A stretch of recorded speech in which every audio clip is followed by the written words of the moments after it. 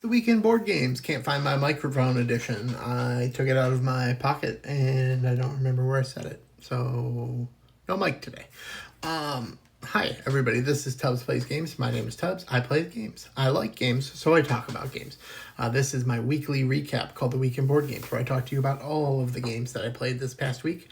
And at the end of this video, we will also announce the winner of the Ultimate Game of the Week. I will talk more about that at the end. If you're watching this video on TikTok, Instagram, or YouTube, please go to the other two. Like us, follow us, subscribe, leave a comment. Tell me something you played this week, or don't. Tell me something else about your week.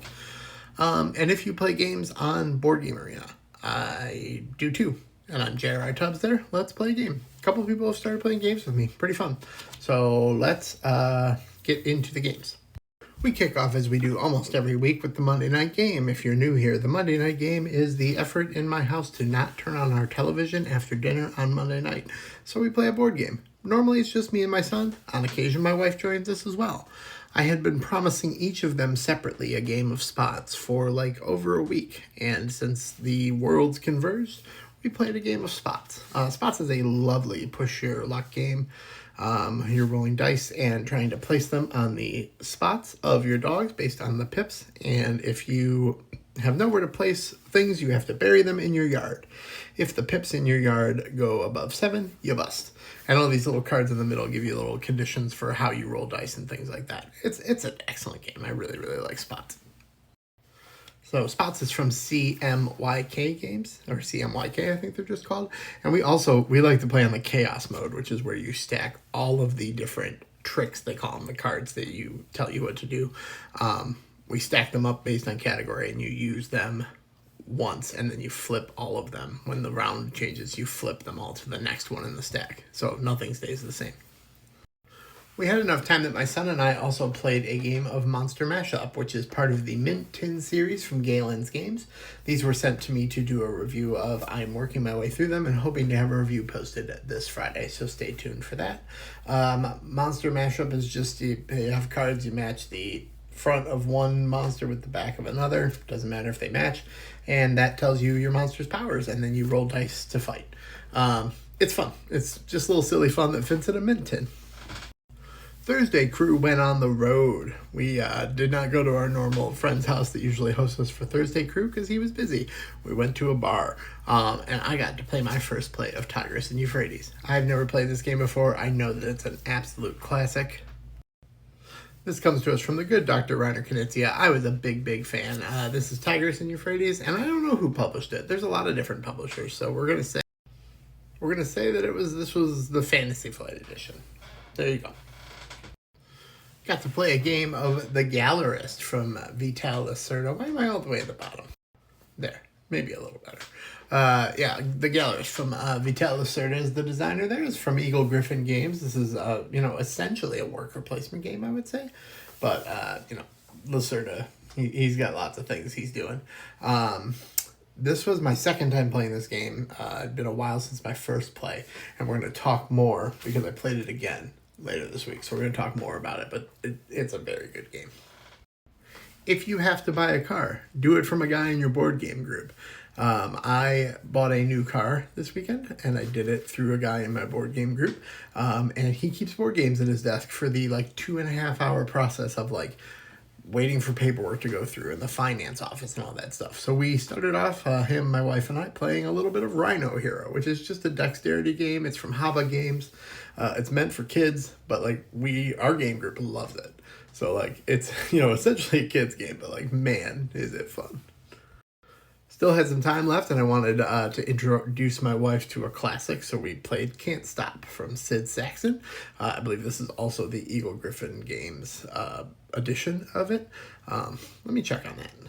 Yes, this is the Eagle Griffin Games edition. This is just a race to the top, push your luck kind of game. I play it over and over on BGA. It's one of the games that I play in Arena, and I am currently, I believe, gold rank or maybe even platinum rank.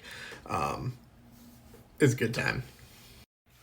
While we were waiting for the car work to be done, my buddy did mention that some of the people in my group were getting together tonight to play, or that night to play Hegemony. Man, do I like playing Hegemony. It is a long ass game, and it's heavy, but it's so much fun and it's so well done. So when he said that, I kind of looked at my wife and I was like, what do we have going on tonight? Could I go play Hegemony? And she's like, yeah, man, fucking get out of here. So went and played some Hegemony. I played as the capitalist, and if you need to know why this game is so well themed, about halfway through the game, I decided I wasn't winning and I was just going to be evil. And that's when I started scoring a ton of points. So capitalism is evil. We know this. And the game reflects as such. We started early enough and played fast enough. Our play was only 3 hours. Usually it's, closer to 4 or 5, but our play was only 3 hours. We started early enough and had time to play a couple more games. So we went into Quest for El Dorado, a favorite of all three of the people that were there that night. There's another game from the good Dr. Reiner Knizia. It's a discard. It's a deck builder of sorts where you use cards to move across this map and race to the finish. It is mwah. And we finished up the night with a game of Anansi. Anansi is from Heidelberg Games, and it is a trick-taking game with some bidding aspects in that you can beg off of a trick as long as nobody else has, and as long as you're not the leader. You can essentially play a card and say, I'm not playing to the trick, I'm taking a follower. And then you want to try to match the number of followers you've taken to the number of tricks you win. There's more to it than that, but that's the basics. It was very cool. I would like to play it again. The next morning, over bagels and coffee, my wife and I played Formaggio. Formaggio is the new standalone expansion to Fromage, focusing on the cheeses of Italy. And I think I prefer it. I think that the spaces are much more interesting. I've played it twice now. Next up is to play a combination France and Italy game. Try mixing some up. But I think what they've added to it is very good. This is from R2I Games. Okay. In my board game group, and probably on this channel, I'm known for being a pretty positive guy. I like games. So, it's hard for me to not like a game. We found it. This game stinks. This is Mystery Tricks from Jon Games. I like Jon Games. They do a lot of good games. I backed their last 2 Kickstarters. This one didn't work for me. It's a co-op trick taker that you're trying to solve a mystery. You're playing your cards mostly blind, and it just didn't. I didn't get it. So and we reread the rules to make sure I didn't screw something up. I didn't. It just stinks. So it's history in the making. I did not care for this game. Got to play the Gallerist again, and kind of cemented for me. It definitely cemented the game for me, but cemented to me that with these bigger, heavy games, I think sometimes I should play them more than once in the same week or 2 week span to really learn them well, because I did infinitely better with this play than I've done in either of my previous 2. So, I know there's lots of games out there, and I'm always wanting to play the newest thing that I've got or the newest thing I haven't played, but revisiting games, it's good for you. Strike a balance. And to that end, the last game that we played for our Sunday meetup is Up or Down. Yes, Up or Down is the name of the game. And I say it it's got a question mark at the end, so it's Up or Down. Up or Down is from Capstone Games, and it's just it's a card game. You're taking cards from this wheel or this circle that are placed in numerical order, and you're putting them in a tableau, either ascending or descending order, and trying to have matching colors as well as the highest number of cards, because you multiply the 2 together in your 3 tableaus. It was a good time. I liked it a whole lot. This was my second play of it, and I really liked it. And that's all the gaming we played. I'm going to have to be quick here because we're running out of time. I want to talk about Ultimate Game of the Week. So, Game of the Week is a hashtag I run on Instagram. The community does a post about their favorite game they played that week. And then on Monday, I collect them all, post them to my stories, and the community votes for their top 3. And then whatever game has the most votes is crowned Ultimate Game of the Week. So now I'm going to throw it to me from tomorrow to announce the winner. Take it away, me.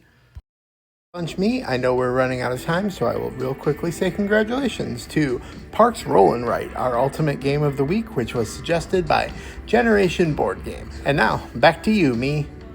Thanks so much, me, for announcing the winner and just for being you.